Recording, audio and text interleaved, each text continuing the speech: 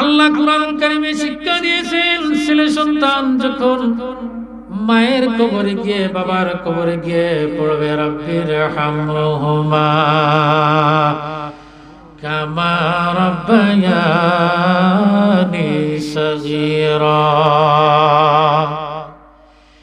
এই ছেলের সুপারিশের কারণে আল্লাহ রাব্বুল আলামিনের দয়ার সাগরে জোশ মেরে দেয়। সন্তানের সুপারিশের কারণে মা বাবা যতই গুনাহগার হোক না কেন, মা বাবা সন্তানের সুপারিশের কারণে কবরকে জান্নাতের বাগান বানিয়ে দেন। সুবহানাল্লাহ।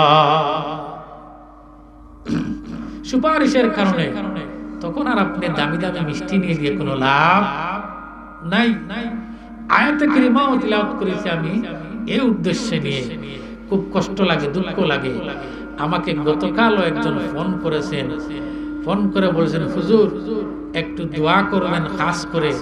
আমি বললাম কেন? যে হুজুর ছেলে সন্তান নিয়ে আর পারি না, এত টাকা পয়সা খরচ করে ছেলে সন্তানকে লেখাপড়া করালাম, টাকা পয়সা খরচ করে লন্ডন আমেরিকায় সেটেল করাইলাম, কিন্তু আমাদেরকে এক পয়সাও দেয় না। যা দে শ্বশুর শাশুড়ি, শ্বশুর বাড়িতে টাকা দেয়। নাউযুবিল্লাহি মিন যালিক। আমার মনের মধ্যে কষ্ট আসলো, আরে কত কষ্ট করে মা বাবা লালন পালন করে আমাদেরকে বড় করেছে, নিজে না খেয়ে কোন কোন শীতের মধ্যেও সন্তানদেরকে লালন পালন করতে ভুলে যান নাই মা বাবা। কিন্তু সন্তান বড় হওয়ার পরে আর মা বাবার দিকে ফিরেও চায় না, মা বাবার দিকে ফিরে চায় না। শাশুড়ি যখন কোনো কিছু চায় ঠিক সব কিছুর ব্যবস্থা হয়, কিন্তু মায়ের জন্য সামান্য ফলের ব্যবস্থা হয় না। কপাল পোড়া মুসলমানের, এই যে তোমার অবস্থা, এই অবস্থার জন্য কাল কিয়ামতের ময়দানে আমার আল্লাহর দরবারে তোমার আসামি হওয়া লাগবে। মায়ের মন চায় ভালো কিছু খাবার খেতে, বাবার মন চায় ভালো কিছু খাবার খেতে, কিন্তু সন্তানের পক্ষে মা বাবাকে দেওয়া সম্ভব হয় না। ঠিক শ্বশুর শাশুড়ি যখন চায় শ্বশুর শাশুড়ির বাড়িতে গাড়ি ভরে ভরে ফল ফ্রুট সব কিছু নিয়ে যেতে পারে। আসে না নাই এমন সন্তান? এগুলো কপাল পোড়া সন্তান, কপাল পোড়া। আহারে 10 মাস অথবা 9 মাস 10 দিন মায়ের পেটে যে তুমি অবস্থান করেছিলে, কত কষ্ট মাকে দিয়েছো।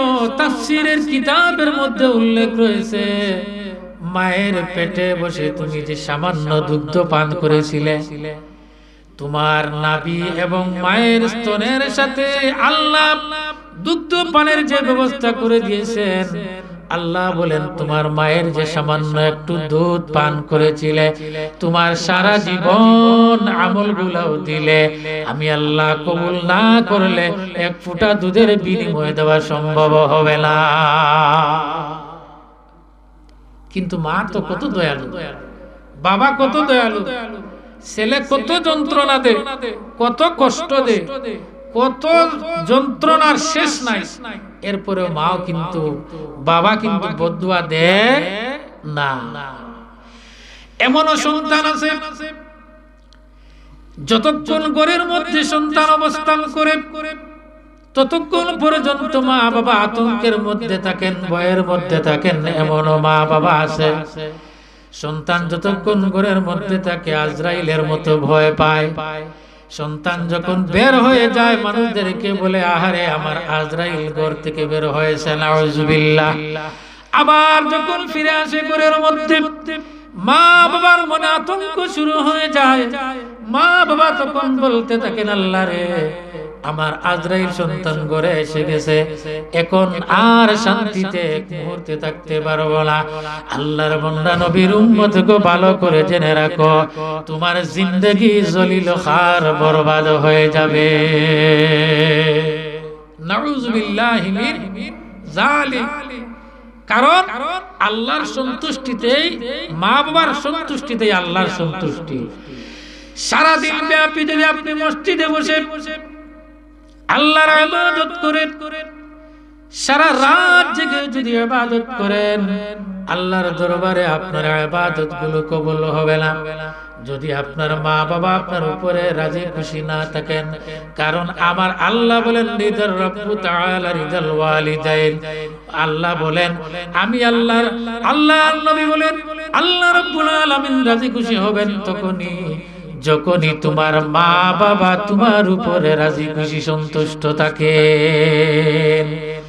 আল্লাহ রাব্বুল আলামিন বলেন এমন কথা তোমরা বলবে না যেই কথা বলার কারণে মা বাবা বলেন উফ শব্দ ব্যবহারের সাথে সাথে তোমার সমস্ত আমলগুলো বরবাদ হয়ে যাবে। এজন্য হযরত জুরাইশ রাহমাতুল্লাহি আলাইহি একজন আল্লাহর খাঁটি বান্দা, আল্লাহর গোলাম, এত মায়ার বান্দা আল্লাহ, সারা দিন রাত তিনি ঘরের মধ্যে ইবাদত করতেন, আর তিনার কাজ ছিল না। কিন্তু মাঝে মধ্যে মা গিয়ে ডাক দিতেন, বাবারে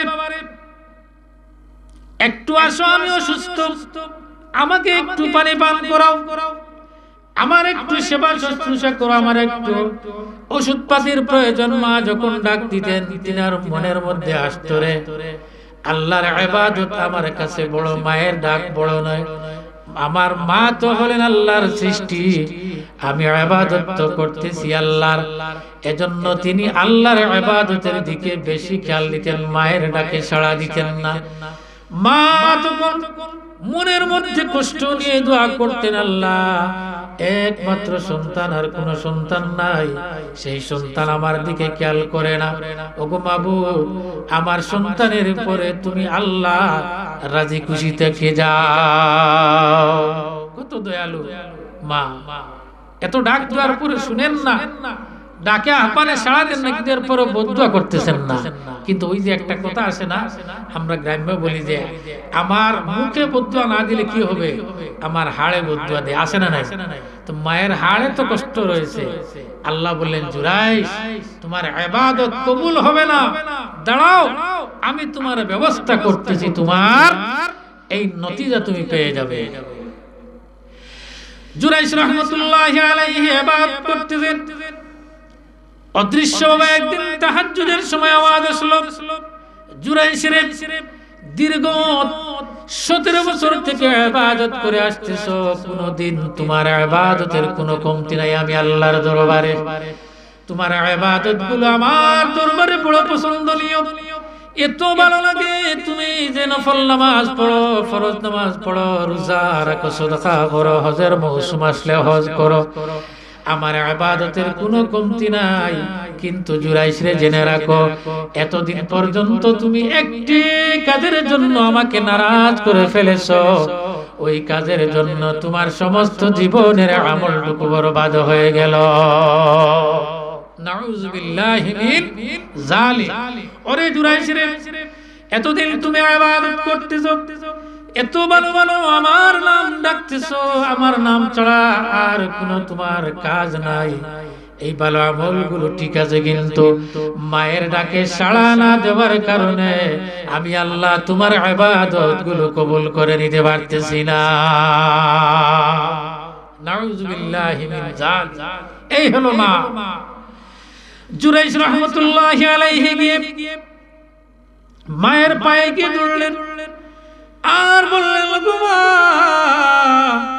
আমি হলাম তোমার সন্তান, সন্তান যত বড় গুনাহ করুক, সন্তান যত বড় অন্যায় করুক, আমি জানি মা বদদুয়া করে না।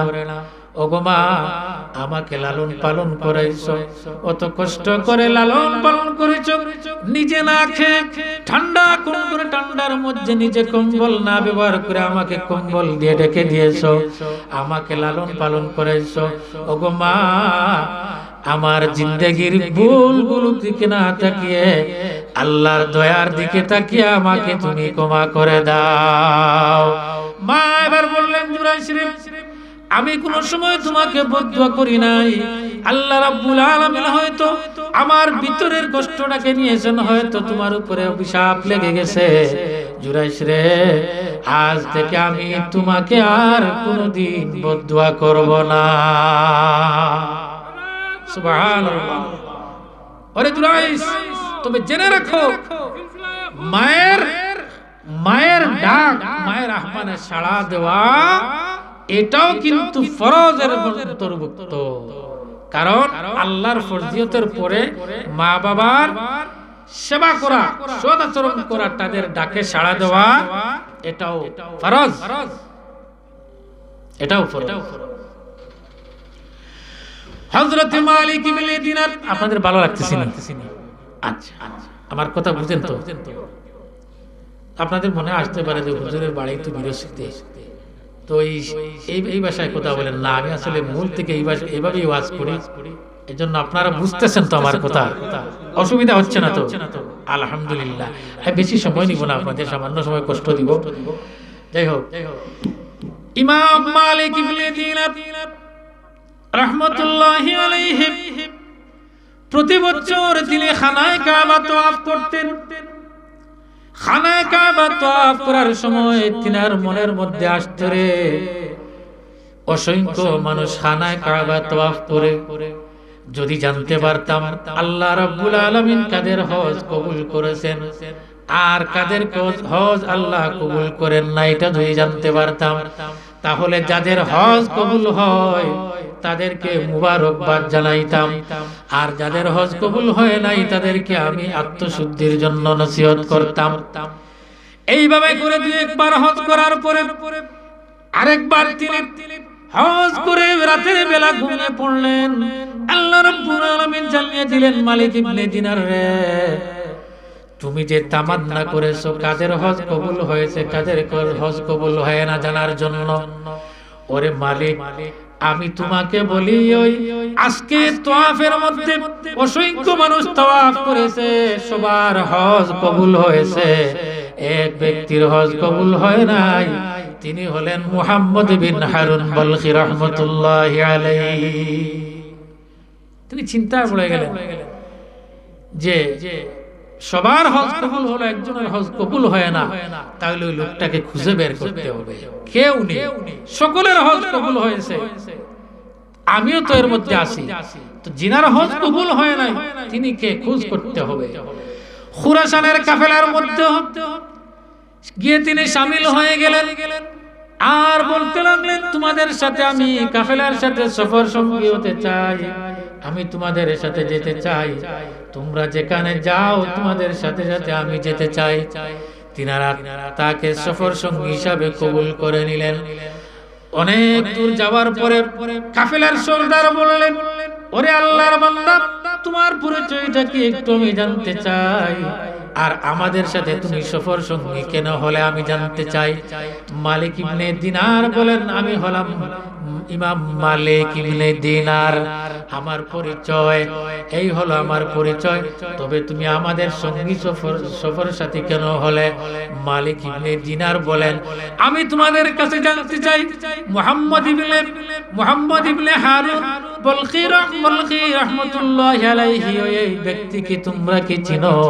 তখন তারা বলে, আমরা চিনি, আমাদের এলাকায় উনার বাড়ি, উনার সম্বন্ধে একটু আমি জানতে চাই। কাফেলার লোকেরা বলল, আমাদের এলাকার মধ্যে এর চাইতে তো মর্যাদাবান ব্যক্তি, এর চাইতে ভালো কোনো লোক আর হতে পারে না।